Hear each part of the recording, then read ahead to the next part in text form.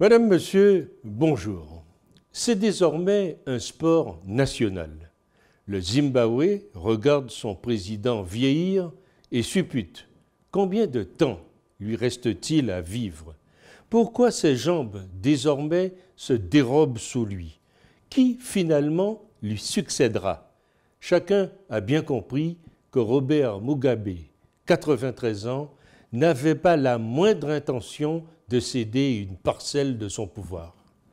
Cela ne l'empêche en rien de jouer un rôle central dans la guerre que se mènent les prétendants à sa propre succession. Il en tire peut-être même l'un de ses derniers plaisirs. Sa dernière victime est tombée de haut. Le vice-président Emmerson Mnangagwa, dit le crocodile, qui a été limogé sèchement et sans préavis lundi dernier. La sentence menaçait depuis longtemps.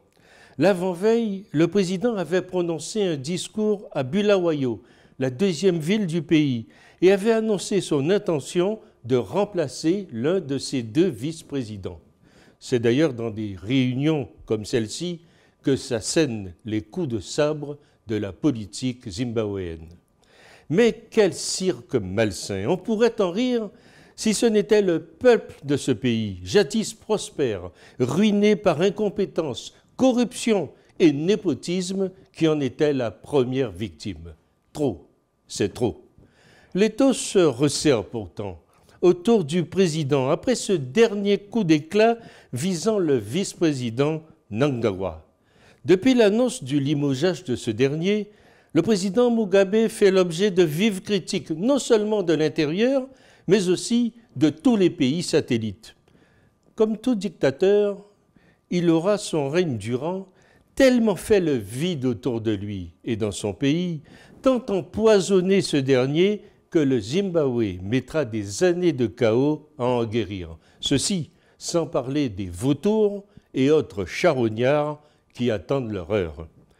Le Zimbabwe, qui faisait hier la fierté de toute l'Afrique, on le surnommait le bijou de l'Afrique grâce à son agriculture moderne, connaît aujourd'hui les affres de la famine, fruit d'une réforme agraire qui a sonné le glas de cette économie jadis florissante. La débâcle de la réforme agraire au début des années 2000 a été l'une des plus grandes farces de la politique africaine. De nombreux Africains ont jubilé de voir que pour une fois, ce n'étaient pas eux les victimes, mais bien les bourreaux des Blancs. De sorte que les chefs d'État africains ont eu à l'égard de leur père d'Harare une bien large indulgence qu'ils doivent aujourd'hui regretter. À 93 ans, Robert Mugabe, plus vieux chef d'État en exercice de la planète, a prévu pourtant de se présenter à la présidentielle de 2018 et a assuré qu'il comptait régner jusqu'à ses 100 ans. Vrai, les nègres ont encore dans leur ADN l'absolutisme du pouvoir. Mais n'oublions pas, un costume taillé sur mesure ne fait pas toujours un homme civilisé et sage, c'est ce que je crois.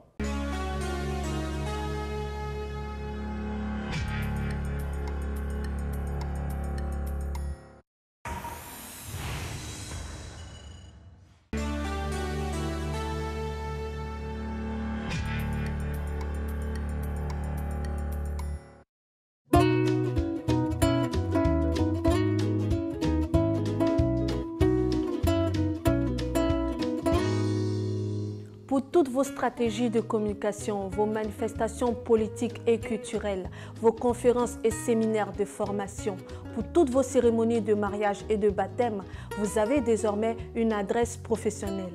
L'agence Glouzilet au 26 avenue Henri Barbus, 93 000 Bobigny.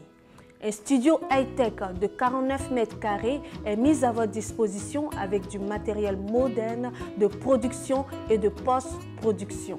L'agence Glouzilet dispose également de 2 supports de communication sur Internet, bzd-tv.com et glouziletnews.com. Pour plus d'informations, vous pouvez nous joindre au 09 19 588 881, 06 30 768 600, 06 65 381 367.